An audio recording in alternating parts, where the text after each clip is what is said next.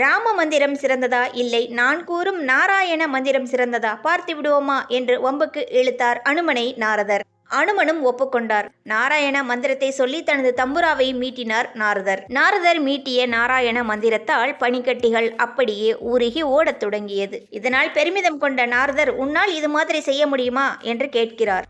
அதற்கு அனுமன், நாரதரே, மறுபடியும் உறங்கிய இந்த பனிக்கட்டிகளை இயல்பு நிலைக்கு உங்களால் நாராயண மந்திரம் சொல்லி மாற்ற முடியுமா என்று கேட்கிறார். இது என்ன சாதாரணம், இதோ செய்கிறேன் என்று தம்புராவை மீட்டி நாராயண மந்திரத்தை சொல்கிறார் நாரதர். ஆனால் நீர் நீராகவே இருக்கிறது, திரும்ப இயல்பு நிலைக்கு மாறவில்லை.